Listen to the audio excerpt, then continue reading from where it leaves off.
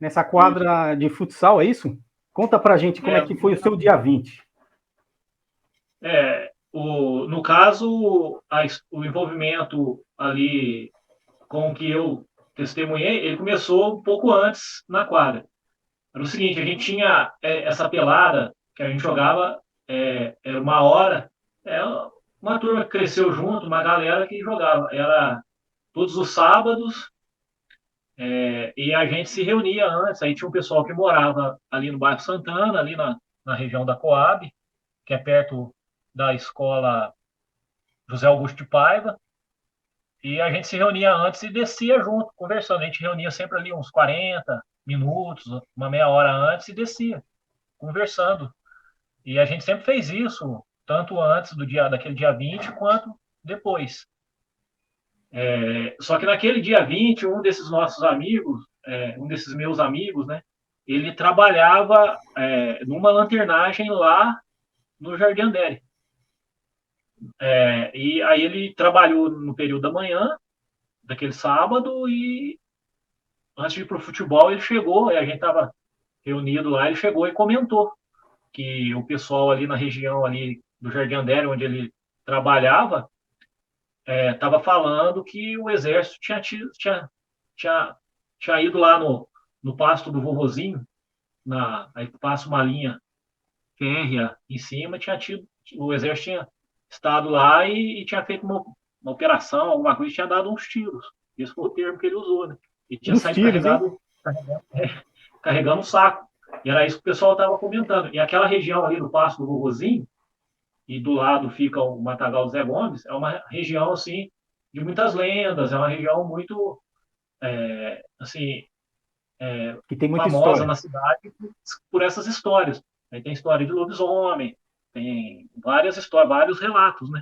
E é uma região, assim, na época, agora tem mais iluminação, mas na época, à noite, dava um ar bem sinistro, assim, então é um lugar com muitas histórias, né? Então, Certo. imediatamente, a gente já começou a especular sobre o que teria sido, né? O que teria acontecido. Que ia desde uma invasão de outro país, um treinamento do exército, e claro que foi para essa linha principalmente das criaturas folclóricas, lá, do lobisomem, curupira, Certo. principalmente por ter saído com os sacos, né? E o Mudinho era do grupo de amigos, do seu grupo de amigos, ô Não, Rubão? Não? não. O Dinho, ele é o seguinte, ele tem um problema, né, de nascença e tudo, e ele tem esse déficit, né? Ele não conversa assim, não fala, ele tem um problema auditivo e tem esse déficit, mas só que ele é uma pessoa muito querida, muito todo mundo gosta e tudo, e ele fica naquela posição agachadinho.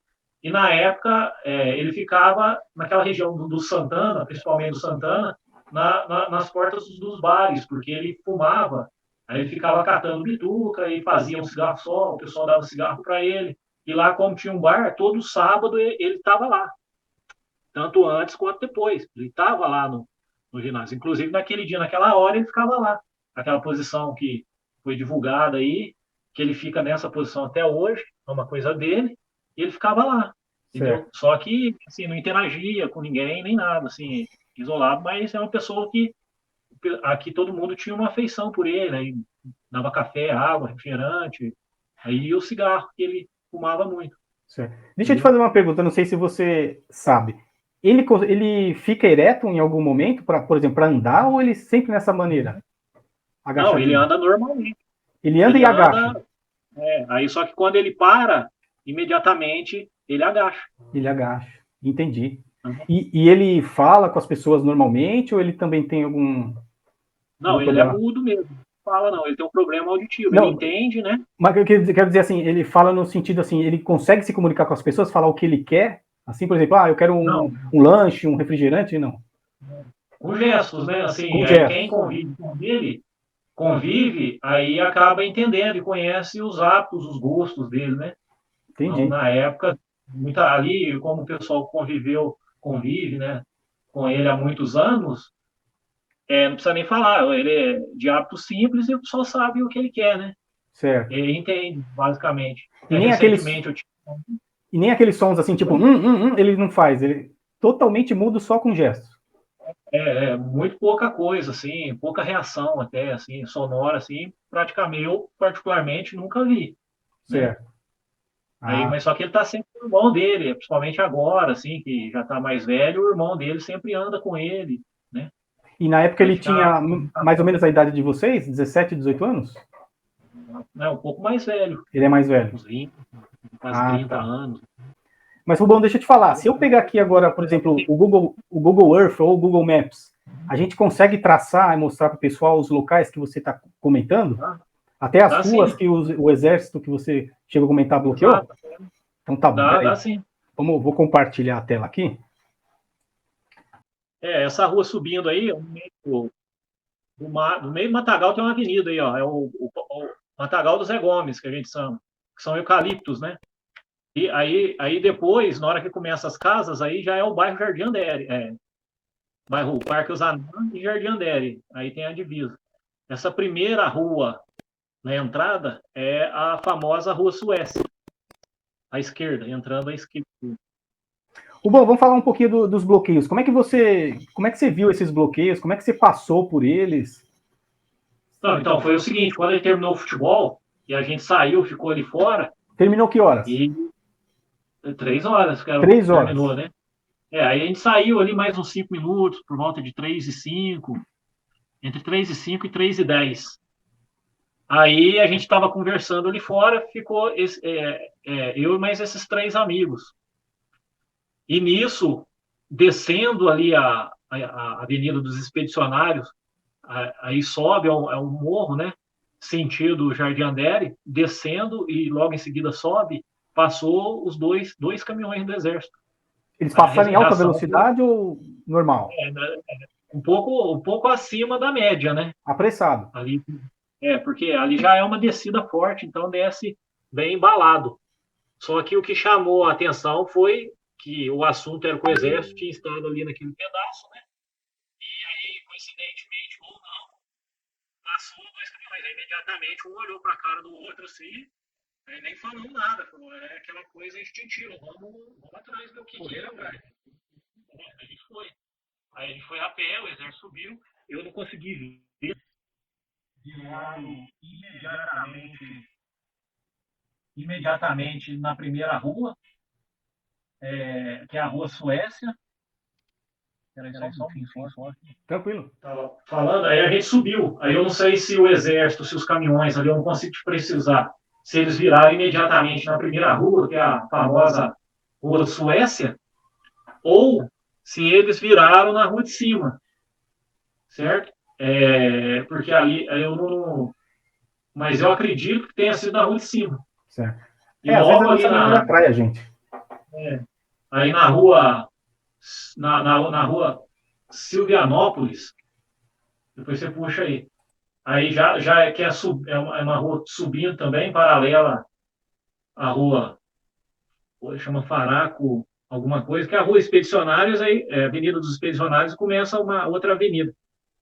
Aí tem a Rua Três Pontas e do lado a Rua Silvianópolis. Ali nessa Rua Silvianópolis, a gente entrou e foi procurando e tal, e na Rua Silvianópolis a gente chegou, isso deve ter levado uns 10 minutos, na época a gente andava bem ali, e é coisa assim de 1 quilômetro, no máximo, 1 quilômetro e 100, é bem próximo assim. Aí já tinha um bloqueio do exército, um caminhão embicado, como se tivesse subido, aí o cara manobrou e fechou a rua, e já tinha soldados ali posicionados ali, mais ou menos uns 4 ou 5 soldados ali, também aí eu não vou saber precisar, porque na época também nem sabia o que estava procurando, né? Nem sabia o que estava assim, só estava na adrenalina ali de ter visto a história e ter visto de novo o exército. Aí, e também deu para ver que em cima, um pouco mais para cima, tinha já um segundo caminhão posicionado praticamente da mesma forma. E, assim, do lado de dentro desse bloqueio, dava para ver um soldado, somente um. Aí, aí eles estavam fechando nessa rua Silvianópolis, a rua Doutor Benevenuto, que é a rua onde está o terreno que as meninas viram o ET. Estava fechando. Aí eu não sei, ali não deu para ver o que estava acontecendo ali no acesso àquela rua ou naquela rua. porque até esse meu amigo trabalhava nessa rua, numa lanternagem que tem ali do lado do terreno.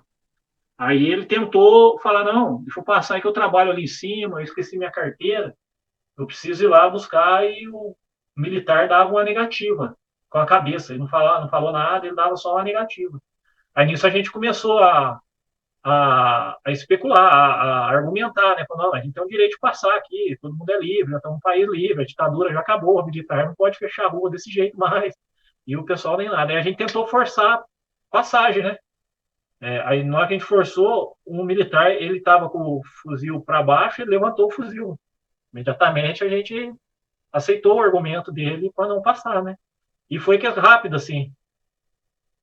Isso mais ou menos uns 5 minutos da hora que a gente chegou para lá, tudo muito rápido. Aí quando eu vi esse caminhão que estava embaixo, ele abriu um pouco assim e bicou. Aí eu não vi de onde saiu, porque eu estava intertido ali, eu não sei se veio de baixo, ou de uma das ruas de baixo, acho que é a Rua Noruega, o nome da rua, se não me engano. Aí o carro, ele simplesmente abriu a escapação, um Fiat Panorama, que é vinho, entendeu? Ele entrou, aí os militares, eles entraram no caminhão, assim, naquela uma manobra, assim, parecia de filme, pôs o pé na parte traseira e estava para dentro, assim, até o que a gente comentou muito, assim, foi impressionante, parecia coisa desses filmes americanos, hollywoodianos, assim, e foram embora. Aí o outro caminhão foi na frente, o Fiat Panorama no meio, e esse caminhão que estava embaixo, atrás, subiram sentido ao centro de Varginha, entendeu? Aí a gente ficou, tinha muita gente na rua, ali nas janelas das casas, assim, muito curiosos, e a gente foi especulando o que é e tal, e descendo para embora. Aí, e logo em seguida, no relato das meninas, elas viram depois das 3h30, então foi coisa assim de uns 15, 10 minutos antes delas passarem ali pelo terreno. E deixa eu te perguntar. Mas que Deixa eu te paro para. Você está me ouvindo? Consegue me ouvir? Em nenhum momento você conseguiu ouvir a voz do soldado? Ele só mexia com a cabeça, dava negativa, ou ele falava? Ele não falou, ele só dava negativa com a cabeça. Não e você não... diálogo. Nenhum dos soldados você escutou a voz? Não, ninguém falou nada. Poderia ser americano disfarçado de soldado brasileiro? Então, eu já pensei muito sobre isso. Aí eu não saberia te falar, certo? Mas só que, por exemplo, eu conheço pessoas que viram o bloqueio pelo lado de cima.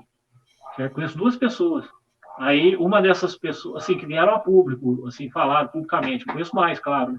Certo. Mas essa que veio, até uma pessoa, um jornalista aqui, apresentador de telejornal local aqui em Varginha, ele fala que o militar foi pelo lado de cima, ele fala, aí teve um militar que falou que não pode passar, não, ele apresentou, falou que era jornalista, e tudo, ele falou que não vai passar não, que é a Casa de Segurança Nacional, e esse falou. Uma pessoa que estava lá junto, que eu conheci depois também, ele falou que ele também falaram, ele ouviu quando o militar falou que é segurança nacional e não pode passar. Eu conheço a cidade, tinha um fusquinha, falei, bom, então eu vou para lá que eu vou por baixo. Só que quando a gente chegou, tinha caminhões do exército, não pode passar aqui. Mas por que não pode passar? Não, é assunto de segurança nacional. Não, mas então eu vou descer que eu vou... Não, vocês também não podem ir, é assunto de segurança nacional. Para a gente não fazia sentido, ou melhor, fazia sentido à medida em que nós, naquele momento, estávamos convictos que existia sim alguma coisa e um processo de acobertamento. Tem uma outra parte, quando houveram entrevistas, que aí foi o Euclides e o Calado, os 2 meninos daqui, foram até a Escola de Sargentos das Armas de Três Corações. Aí eles chegaram a fazer uma pergunta, aí o sargento foi lá dentro, voltou, olha, ele, não, mas vocês não vão falar nada a respeito do caso, se vocês fizerem mais uma pergunta, vocês vão ser presos. Agora a gente ali do lado de baixo, ele não tinha conversa não, o único diálogo que teve foi quando o militar levantou o fuzil na nossa direção, o único diálogo, foi a negativa com a cabeça e o fuzil. E o fuzil na cara. E isso tudo aconteceu às 3 horas. 3h30 as meninas viram a criatura no terreno. No máximo 3h20. Certo. Talvez o que eles estavam procurando, eles não encontraram, foi o que as meninas viram. Certo. Rubão, e me conta mais daquela história que você estava me contando em off, sobre aquela região de mato ali, de eucaliptos que você falou. Então, ali, como você pôs ali no Google, ali, aquela região ali, você vê que é uma região é, de mata, né? De um matagal. Aquelas árvores ali são eucaliptos, em sua maioria. E ali são dois pedaços. A parte que tem os eucaliptos, e estende até ali durante toda a extensão, para o lado direito, a gente chama de matagal dos Zé Gomes. E ali onde começa a região descampada ali, que já foi uma área de brejo, aí agora foi canalizada e tudo mais, e ali corta o Ribeirão Santana, a gente chama de Pasto do Rogozinho. Né? E ali sempre foi uma região de muitas histórias, muitas lendas, muita coisa acontecia ali. Era uma região muito escura, agora está mais iluminada, já construíram mais casas na região, mas sempre foi uma região muito emblemática aqui da cidade, por conta de muitas e muitas histórias assim, relacionadas a essas entidades folclóricas, aí, lobisomem, curupira, boitatá, e assombrações, e até na época, o caso, o ET mesmo só veio sendo conhecimento público lá em fevereiro, 6 de fevereiro, com a reportagem do Fantástico, né? Porque todo mundo, até pelas características e pelo cheiro que o pessoal relatou, todo mundo cravava que era um capiroto, um capeta, né? Inclusive, outras pessoas que viram e que não vieram a público, talvez nunca venham a público, eles relatam isso, não, eram capetas, né? Que eram mais de uma, teve pessoas que viram mais de uma. Mas Você tem alguma história pessoal com essa região? Você já chegou a ver alguma coisa? então, quando a gente era mais moleque, assim, a gente sempre desafiava aquela coisa de moleque, a gente ia lá de noite. Aí sempre, o que eu já vi muito, principalmente ali na região do Pasto, do Vovozinho, que aí tem uma pinguela que liga o meu bairro àquela região de Pasto, aí sempre via uma movimentação nas matas, qualquer barulho, assim, mas aquela coisa de moleque, assim, a gente não ficava para olhar o que era, não. Entendeu? A gente E me conta, sempre estava lá no pedaço. não sei se você pode colocar agora público na internet, mas aquela história que você me contou antes da gente iniciar, dos 5 seres, você pode contar? Então, essa daí, essa é uma das testemunhas que talvez nunca venha a público, né? Mas é uma pessoa que eu particularmente conheço desde criança, já é um senhor já hoje, e sempre foi uma pessoa muito idônea. Por exemplo, ele confidenciou isso para o meu pai depois que o vídeo que o Marco gravou foi na internet. Aí ele estava conversando com o meu pai e falou: Ah, eu vi teu filho lá. Tal, e aconteceu com o meu pai. Depois o meu pai contou para mim, a gente foi lá e repetiu aquilo. Aí eu perguntei até se ele falaria isso em público e tudo. Ele falou que talvez não, ia pensar. Mas eu, particularmente, acho que ele nunca vai falar. Porque é o seguinte: ele trabalhava de noite numa empresa na região da Alameda do Café, que é no extremo ali do Jardim Andere, e trabalhava até às 7 da manhã. Ele saía, entregou o posto e o caminho natural até o bairro Santana e pelo Pasto Rosinho, aí tinha a pinguela que corta o Ribeirão Santana, e é onde ele chegava para ir em casa. Esse era o caminho que ele fazia todo dia depois do trabalho. Aí ele passando lá, ele relata que um pouco antes da pinguela, ele deu de cara com 5 criaturas.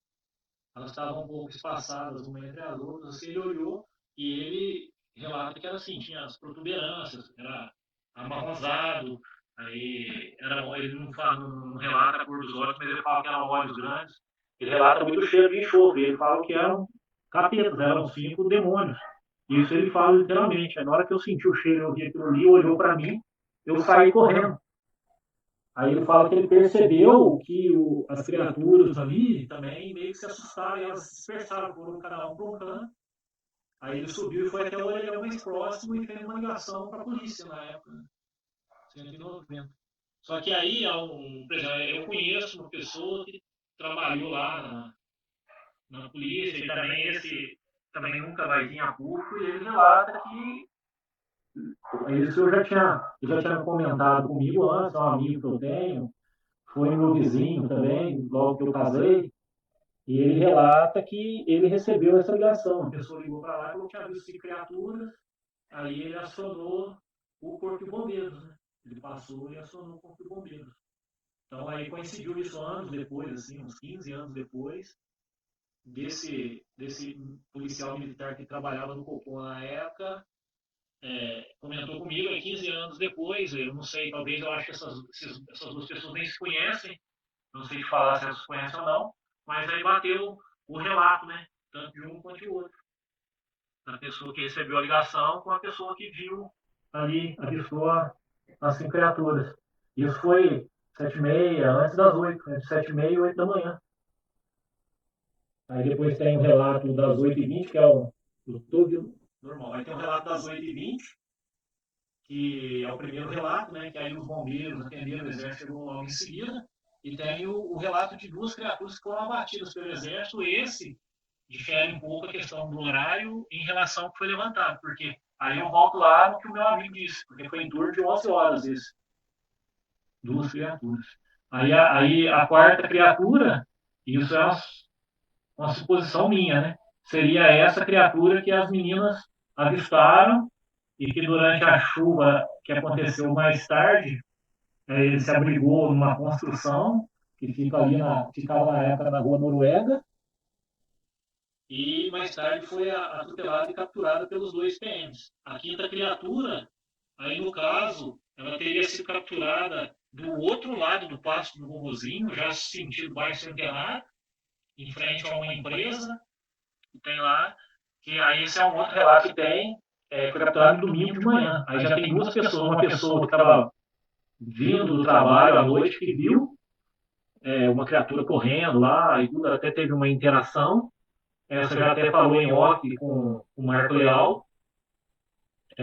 E teve uma que. E nesse, um pouco depois o Exército foi nessa empresa, e aí funcionários lá, mais de um, e o Exército foi e pegou a fita da câmera de segurança da empresa que era de frente ali do local onde a suposta quinta-feira. Aí esse seria um outro comboio do Exército já no outro dia.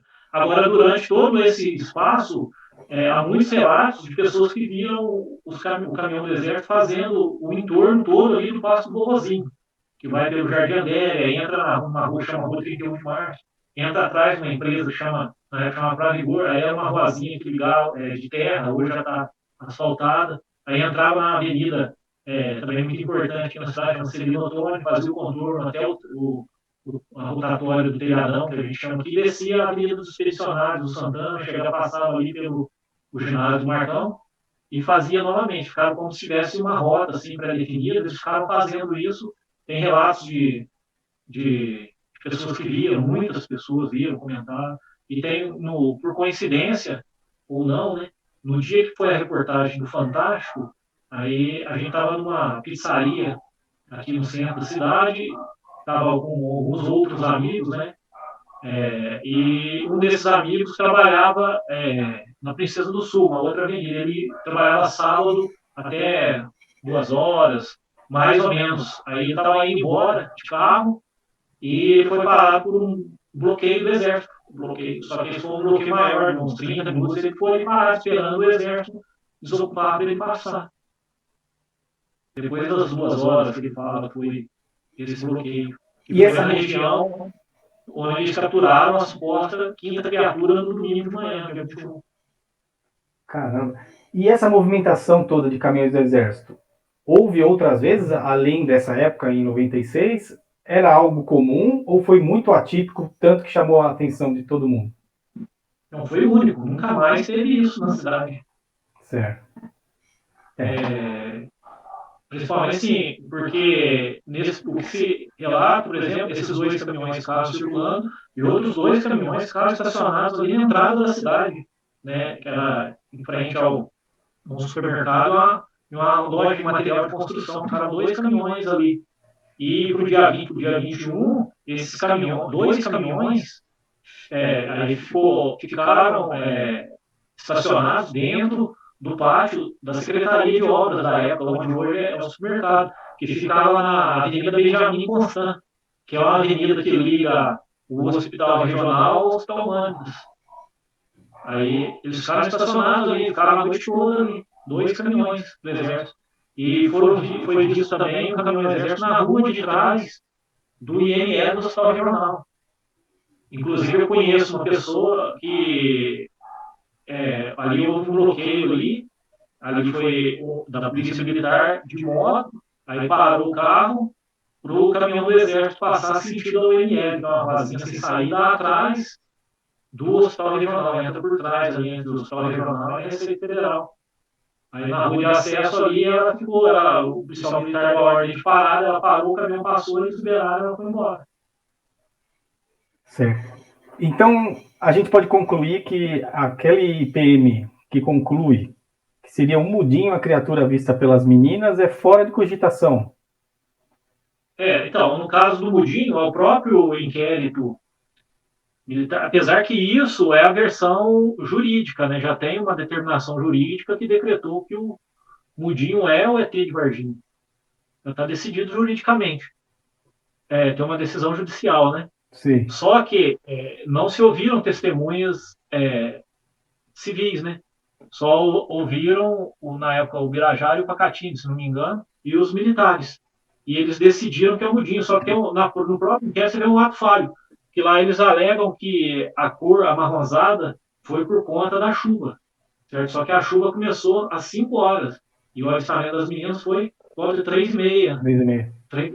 Então só aí já tem um erro dentro do próprio inquérito que eles não consideraram, né? Certo. E o mudinho era conhecido, todo mundo saberia que era ele, né? Na última live que as meninas fizeram, elas falam que elas conheciam que ele vivia no bar do pai delas, também pedindo coisas, elas também sempre deram coisas para ele. É uma versão... Ali só no nosso futebol ali, você tinha ali umas 15 pessoas, né? Mas as pessoas que saíram do futebol antes é que entraram no horário depois. Posso colocar aí umas 50 testemunhas que viram ele ali. Isso, a maioria dessas pessoas vão confirmar. Não sei se vão querer falar publicamente, mas em off elas certamente vão confirmar que era ele que estava ali. E recentemente eu tive com o Mudinho e com o irmão dele, né? Aí conversando e tudo, e a gente entrou nesse assunto. E o irmão dele falou: não, eu fui buscar ele, teve a chuva. Aí a gente ficou preocupado, foi atrás dele, e a gente foi buscar ele lá dentro do ginásio. Ele estava lá dentro do ginásio depois da chuva. Eu posso exibir aquela foto que você me mandou, atual do Mudinho? Então, foi a foto do dia que a gente conversou sobre isso. E o irmão, aí eu falei, mas e aí, que alguém procurou você, alguém falou? Ele falou que nunca perguntaram para ele que é o representante legal do Mudinho, nunca em momento algum, nenhuma autoridade foi atrás dele perguntar, questionar, nem nada. Simplesmente decidiram que ele era o ET de Varginha e tá pronto. E ponto final. E uma vez eu vi uma reportagem que a família não gosta, né, dessa associação, logicamente, né, porque virou chacota, né, na cidade inteira. Não teria, assim, um jeito deles, então, movimentar um processo para reverter isso daí? Sabe? Ou receber alguma coisa, sabe, de danos morais? Essa questão jurídica aí eu não saberia te falar. Mas eu sei que houve muito sofrimento por conta disso, assim, muito trauma. Eles enfrentaram muitas dificuldades, assim, em relação a isso aí. Por essa associação aí devida aí, a família, o próprio Luizinho, né, que é o Mudinho, o irmão dele, todos eles, houve muito sofrimento em relação a isso. O mesmo sofrimento que as meninas relatam, eles sofreram com o agravante de que nunca tiveram a oportunidade de se defenderem, nunca tiveram microfone, nunca foram procurados. Porque isso daí, eles simplesmente decidiram. A história é muito complicada, porque, como eu falei anteriormente, não se falava em ET. Quando o Birajara chegou no caso, por exemplo, eles não tinham conhecimento da nave. Tanto que, durante muito tempo, ele falou que um dos poucos relatos que é relatos de nave, né? Não se tinha muitos relatos de nave. Aí depois que surgiram os relatos da nave. Então, mas o Birajara, ele também trabalhava com casos paranormais, né? com esses outros temas, né? E aí ele não estava investigando exclusivamente o caso como se fosse extraterrestres. Ele tinha ampliado, ampliou para ver o que era, né? Principalmente porque é uma região ali que tem muitas histórias, né? Aí só que, aí como houve envolvimentos militares, ele foi atrás do PM. Aí que surgiu o caso do ET, porque aí também um tenente-coronel da PM, aí ele perguntou o que aconteceu, o tenente soltou ela falou, não tem nada de extraterrestre, não. Um tenente-coronel do exército que falou para o Birajara que era um extraterrestre. Até então ele não tinha especulado. Aí foi quando ele direcionou a investigação dele para a ufologia. A ufologia. Aí que ele foi atrás de relatos de nave e tudo, e descobriu. Aí descobriu auricularina. Tá certo. E você. Pode continuar, Rubão. Então, aí, são esses atos vagos aí que tornam o caso um pouco mais enigmático, né? Com certeza. Não dá para acabar a versão oficial que juridicamente foi apresentado, né? E no IPM tem a conclusão que é o mudinho, mas não chamou as meninas, sabe, para pegar o depoimento delas, né? Se foi mundialmente, ficaram mundialmente famosos como viram a criatura e não são chamadas para o IPM. Esquisito. Oficialmente eram conhecidas, né? Por quê? Não dá para entender. Não dá para entender tantas versões diferentes que a ESA deu, né, para a história. Onde ficam a retífica, né, dos caminhões? É próximo a esse lugar onde eles estavam circulando ou não? Então, era uma revendedora da Mercedes. Ela ficava na entrada da cidade, em frente ao Parque de Exposições. No final da Avenida Princesa do Sul e no começo já da rodovia que dá acesso a Fernão Dias. Longe dessa região que você falou que via os caminhões ficarem circulando. No sentido, mas já é sentido Três Corações, já é longe, assim, bem afastado, um pouco afastado, vai dar uns 2, 3 quilômetros do lugar, daquela região do terreno ali, onde foi avistada a criatura pelas meninas, entendeu? Entendi. É no início da cidade ali, bem no início ali, ou saída da cidade, né? Para quem vem de São Paulo, por exemplo, aí vai passar por ali, a região do Parque de Exposições, ali o antigo Porto Seco, aí ela ficava logo ali, bem na entrada mesmo da cidade. Certo. Ô Rubão, e relatos sobre naves, luzes, você tem alguém que te passou, que também não quer vir a público, ou só das criaturas? Então, essa é a parte mais, assim, uma parte bem intrigante mesmo da história, porque aí tem muitos relatos de uma semana depois. Depois do dia 20? Tem um avistamento de 5 pessoas que já me comentaram, que não se conhecem, e que viram uma nave na semana seguinte, no sábado, dia 27. Elas viram a mesma nave de locais diferentes da cidade, de vários pontos diferentes. Já uma nave em formato de disco. Aí um desses relatos, a pessoa ficou debaixo da nave, assim, viu a nave por baixo. Aí o outro ali na região do Santana, mesmo perto daquele do Centro Social Urbano. O outro do outro lado ali do Jardim Ambele, nessa rua 31 de março. Um outro bairro um pouco mais distante, que chama Cidade Nova. E um quinto, são 3. Na época eram pré-adolescentes, né? Tinham assim, 14, 15 anos. Hoje são pessoas adultas. 3 pessoas ao mesmo tempo viram do lado de cima, assim, na entrada, onde hoje é o bairro Santa Mônica, um cafezal ali, no bairro Centenário e o bairro Santa Mônica. Essas 3 no mesmo horário, o mesmo relato, e pessoas que não se conhecem, entendeu? Que nunca vieram a público falar, falaram em off. Certo. Entendeu? Uma dessas pessoas falaram assim, mas não foi na época das investigações, falaram para o Birajara, né? O Birajara coletou o depoimento, é uma família inteira, e também falaram para o JJ Benítez, que teve na cidade em novembro daquele ano. Aí ele deu uma fantasiada enorme, né? E eu acho, na minha opinião, que ele se queimou. Uma coisa que me veio à cabeça agora. Você conhece alguém, não sei se pessoalmente ou escutou depois, dessas crianças ou dessas pessoas que estavam no morro ali e viram o exército, o bombeiro subir com os sacos? Você conhece alguém dessas pessoas que testemunharam Então, a cena? ali é uma região que eu cresci ali, né? É um pedaço que era minha rota. Até hoje, meus pais moram ali naquela região do bairro Santana, então eu conheço Você conhece? bastante gente ali que estava envolvida. E não quer falar, virar público, nem só a silhueta, modificando a voz. A maioria não nem assim comenta em off, mas assim, porque teve, por exemplo, teve um rapaz que estava trabalhando na época lá como pintor, aí ele falou pro Fantástico até inclusive, com cara limpa e tudo, e imediatamente foi demitido do serviço. Né? Hoje as pessoas têm dificuldade de achar ele, de conversar com ele. Né?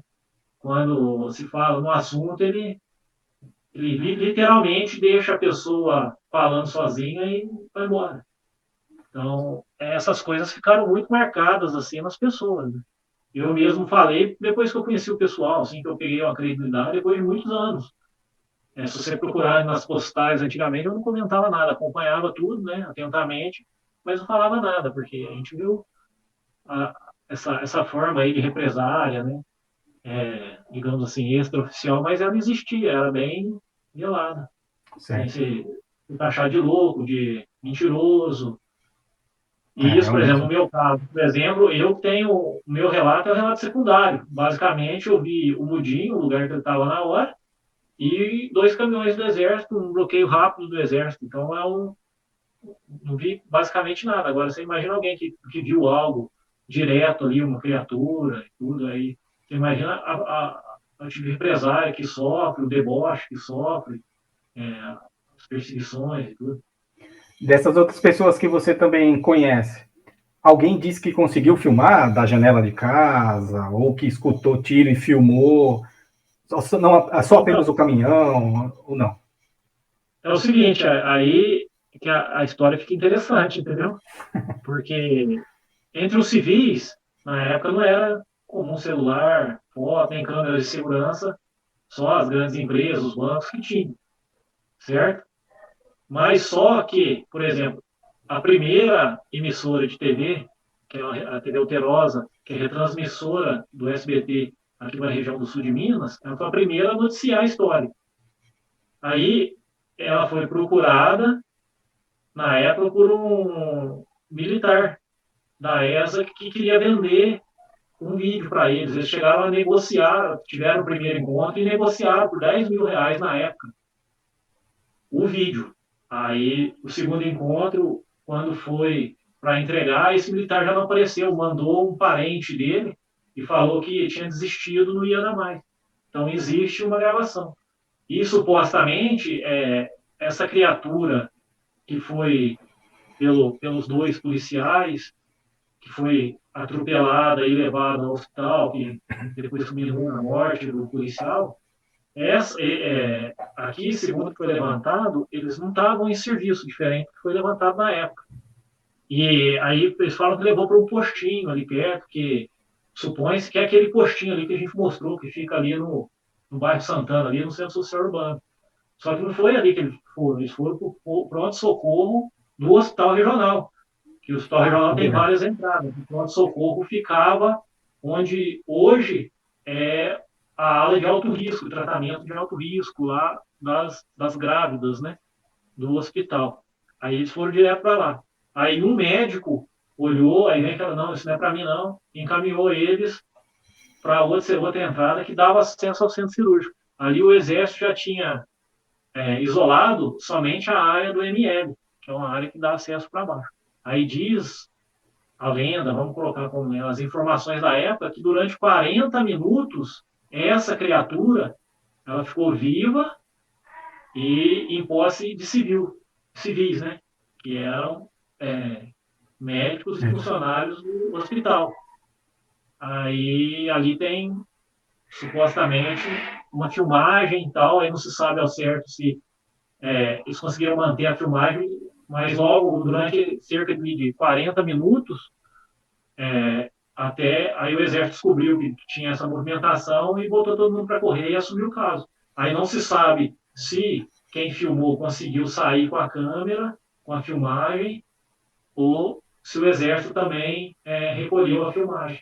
Mas foi feita uma filmagem aí, por uma pessoa que estava ali, não se sabe se é um médico ou um funcionário do hospital, apenas um curioso que estava passando. Tudo. Qual que você acha que era a orientação, tanto para o Xerez quanto para o Eric Lopes?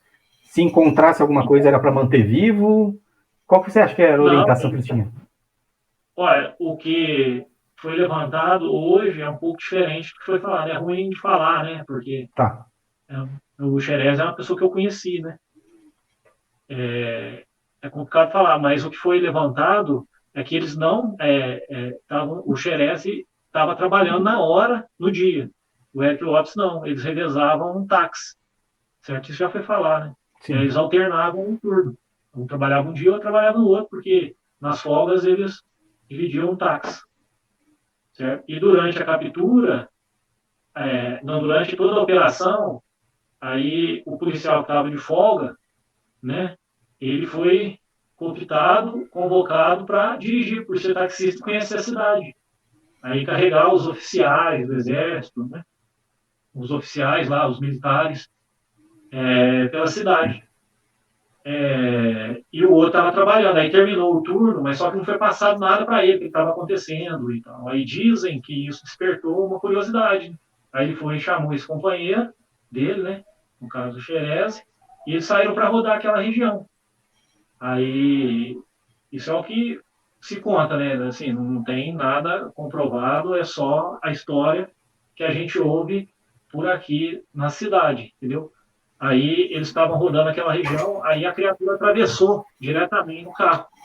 Aí não se sabe se a criatura avançou para cima deles ou se eles foram desviar, só que atropelou a criatura. Aí foi quando o Xerez desceu, pegou a criatura e encaminhou para o pronto-socorro regional na época. Essa é a história em ontem. Eles não estavam relatados. Certo. Então quem estava no volante era o Eric, e por dó, o Marco pegou a criatura e vamos tentar mantê-la viva, e levou para o hospital. Alguma coisa assim relacionada a isso é a história que as pessoas contam na cidade, né? Entendi. O que eu acho estranho é assim, qual seria a orientação para eles? Mas aí você falou que só o Eric estava trabalhando naquele dia, né? Talvez seja isso. Ele estava trabalhando no serviço dele o serviço dele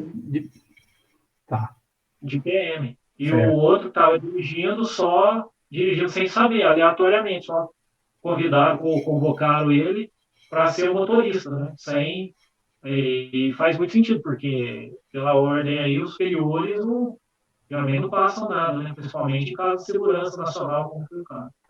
Agora, entre os militares, a orientação, segundo o que é falado, é que no primeiro contato imediato com qualquer criatura era bater a criatura, atirar. Essa era a orientação. Então, isso que eu achei estranho. Essa orientação de abater a criatura, e eles levaram para o hospital, podendo ter um contágio de alguma bactéria, de algum vírus, em todas as pessoas ali no hospital, né? Então, eles levaram para o hospital, certo? Sim, teve. O hospital regional, ele é um lugar que tem muitas entradas. Um hospital que foi ampliado, assim, aleatoriamente, assim, sem... Assim, na época, era a mentalidade da época, né? E uma dessas entradas, hoje, na época também, é onde fica o INL. Certo? É uma entrada toda independente atrás do hospital, numa rua sem saída, certo? E aquela região ali é que foi isolada. Entendeu? Só aquele pedaço do INL que foi isolado, só ali, entendeu? Foi cercado, tiraram todos os funcionários, ninguém podia passar. Os carros que estavam no estacionamento aqui embaixo foram retirados, né? E ficou só o exército ali. Ali foi fechado. Tá. Essa parte para mim estava um pouco nebulosa. Agora você me esclareceu legal. É só essa parte do ML. Aí tinham pessoas que davam para ver de alguns setores ali, davam para ver. E essas pessoas onde relatam a presença do exército.